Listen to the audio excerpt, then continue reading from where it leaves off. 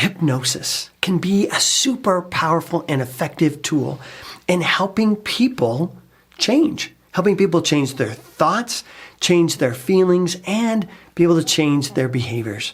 And I use it all the time to help my patients that are really stuck with anxiety or depression or whatever mental illness they're in. But in somebody else's hands, somebody that maybe is less ethical and maybe not clinically trained or focused on helping, you could also use the same techniques to manipulate people, or what we call brainwash people. And the other day I was watching a news story where exactly that was happening, where the guest on the news show was actually manipulating the host and the audience by using a hypnotic technique called the yes set. So I want to go over it today so you can learn not how to manipulate people, right? But learn how to not be manipulated. Hey, I'm Brent, a licensed psychotherapist and executive director for The Gathering. The Gathering of Good People is a nonprofit dedicated to helping you with emotional healing through your own personal growth. And like I said today we're going to look at hypnosis and how people maybe are using hypnosis unethically, I may add, to manipulate. Let me give a little bit of background to this story.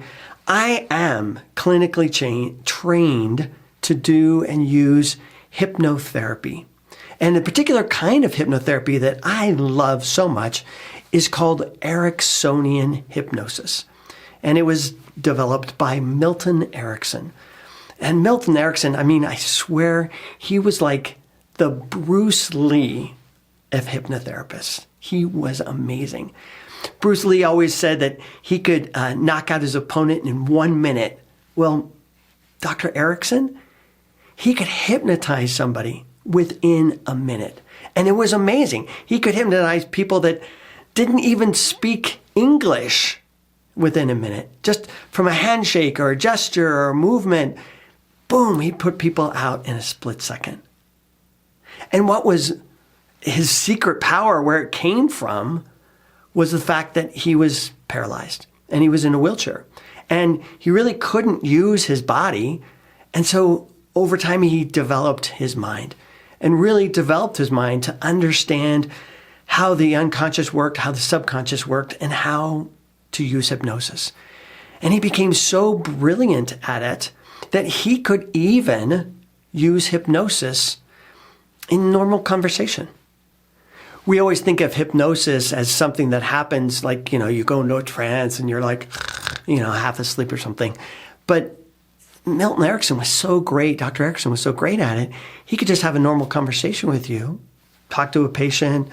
It seems like they're just chit-chatting about general things. And all along the way, he's slipping in hypnotic suggestions. And then next week, the patient comes back and the patient's like, oh my gosh, doc, I had a great week. So much has changed. I don't even believe it. And the patient had no idea why. Why all these changes? What was going on? Well, it's because Dr. Erickson was slipping in these hypnotic suggestions along the way and helping helping the patient change their thinking, change their emotions, and change their behavior by talking directly to the unconscious, not to the conscious mind. Well, you could use these same techniques, like I mentioned, you could use these techniques to manipulate people. You could use these techniques to get people to do what you want. Now, one of these techniques that he often used was what was called the yes set. And there was a great story that really illustrated this really well. In one situation, he was hired to come in and help with the U.S. Olympic riflery shooting team. And so he kind of wheels himself in the wheelchair into the room, this old dude, and they're all looking at him like, hey, we're young professional athletes. Who's this guy and how is he going to help us? And, he just kind of sits there totally humble and unassuming. And he starts off just asking simple questions like, how many of you guys have ever shot a bullseye? And they're like, holy crap. Really, dude, really? No, seriously, how many shot a bullseye before? They raise their hand.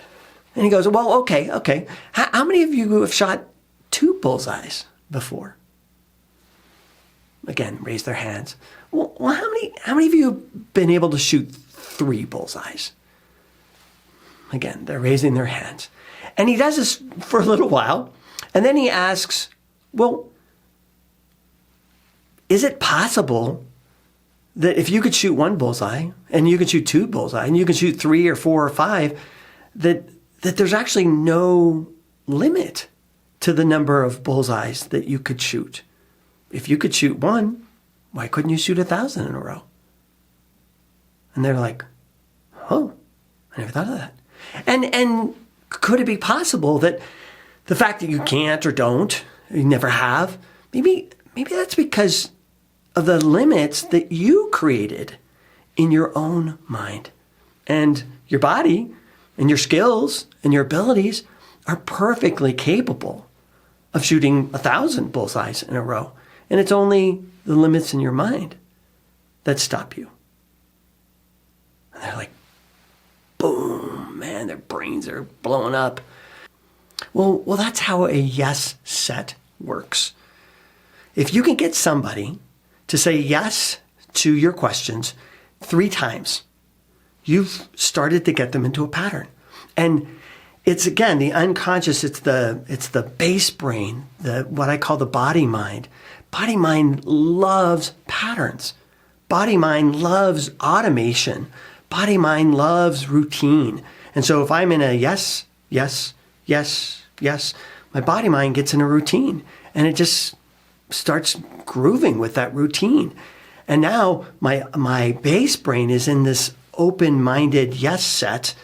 And then I can ask more and more difficult questions or more stretchy questions. And because my unconscious is already in this set, it's like, yeah, I could do that. Totally do that. Now, again, imagine somebody that's a little less ethical than maybe you or me. Could they do that? Could they get you to start saying yes to really general ideas and then walk you into an idea that maybe you would normally say no to because it's kind of outlandish and extreme, but because you've already walked into it, yes, it's pretty easy to accept at that point. Well, that's a yes set. And that's what happened the other day when I was watching CNN. I was watching CNN. It was really fascinating because I'm watching Chris Cuomo, and he is interviewing Matt Schlapp. I hope I'm saying that right. I want to say Slap. Boom, Matt Schlapp. And Matt's good. Matt's really good because he gets Chris into this yes set. And I'm going to play some clips and segments so you can see what I'm talking about. But it's just beautiful because he walks Chris through these yes sets, and Chris is on top of the game enough to be able to go, no. But I think Matt really does a good job setting the audience up and getting people to start walking down the yes set. So by the end of the interview, I think Chris Cuomo was kind of struggling to emphasize his point. No, what you're saying is wrong, because this guy had set up so many yeses throughout the process. So let's take a look. You don't like those things, but those things are true. I don't like those things, but it's still very important that we go back to the idea of legal voting, and people should be legally registered to vote in order to vote. I don't think it's very controversial to say that people should vote one time, and when you're in the midst of a pandemic, but you don't have a significant number of people who voted more than once. You shouldn't be able to vote in 2 states. It's not conceptual. That's not true. It's not conceptual, though, Matt. Did you see it? Matt did a great job. He starts off right in the beginning by getting Chris Cuomo to say, well, he basically says yes to Chris Cuomo and starts the set off with, yeah, you're right. And then he starts the walk. And he says, but come on, the basic idea is, don't we all believe in legal voting? And the answer is, of course, we all believe in legal voting. And then he says, well, don't we all believe that people should be legally registered to vote? And again, boom, third one, yes, everybody should be registered to vote. And then he says, well, don't we all agree that there should only be one vote per person? Yes, we all agree with that. And then he says, well, wouldn't it be wrong if there was somebody that was voting twice? Wouldn't that be a bad thing? And we're like, yes. Hey, if those things didn't happen, if it wasn't legal and wasn't registered and people were voting multiple times, wouldn't you say that this election was flawed? And of course, we're going to go at that point, yes, the election was fraud. But again, Cuomo shuts him down. No. That's, yes to these principles, but no, the election was not fraud. And then he goes through all the evidence. Then it happens a second time. Let me just go through a couple things you just said. Sure. Joe Biden is my president, okay? He won the election. Good. That doesn't mean that there wasn't voter fraud and voter irregularity in the last election. There's a Republican who went to jail for voter fraud in North Carolina. Right. It can't just be Republicans that commit voter fraud. When voter fraud occurs, no matter who but you need to have should proof, be fully Matt. prosecuted. You have to have proof that it would have changed an outcome. We have it. In the second round, again, Matt gets Cuomo, or gets the audience even, into saying yes, this time 4 times. And again, he starts off brilliantly. Last time he started off by saying yes to his host and started buying there. This time he says yes to the election. Yes. Biden won. Yes. He's the president. We're all like buying in on that one. Yeah, he is. And then he starts to move us further. He says, and could you also agree that fraud and irregularities, they're bad things? Could you buy that concept? And many of us that thought about fraud or irregularity, we all say, yeah, of course, fraud and irregularity is wrong. And then he says, well, shouldn't somebody that's doing fraud and irregularity be stopped? Yeah. And shouldn't they be punished? Yeah. So here Matt set us up now 4 times on this round. And we're like, yeah, fraud's wrong and fraud should be punished. And the next easy yes question is, well, then shouldn't this election, again, be thrown out? And the people that did this election, shouldn't they be punished? Well, yeah. But again, Cuomo jumps in. Yes, those concepts are true, but that's not what happened. That's not what's going on here. The evidence actually shows the opposite. But by this time, Matt's already got 4 yeses out of us, plus the other 5 in the first round. So he's starting to struggle. He's starting to lose his grip on things. Then Matt goes into a third round, which actually has 2 parts to it. And he just really, again, pounds his yes set in. Why ignore it? You're right. They did fail, but guess what? You know this. You're a good lawyer. Just because you fail in court doesn't mean you don't have a good case. It means you lost in court. And the fact remains that you can say it wasn't enough voter fraud. I don't think any voter fraud is acceptable. I actually think we should try to get rid of all of it. You should never be able to vote through the mail in this country without somebody on the other side making sure it was you and making sure that you're a legally registered voter. Georgia state officials. You must agree with that. Chris, do you agree with what I just said? I agree with the premise. I don't agree with the proposition of what happened. There is no proof that there was a problem based on your suspicion. In this third set, he again does it brilliantly. He starts off by agreeing with Cuomo and says, yes, we lost all of our cases. Every single case the courts threw out. yes. And then he says, and yes, you, Cuomo, you're a good lawyer. I think you should know this, right? And of course, Cuomo's going to buy in, yes, I am a good lawyer.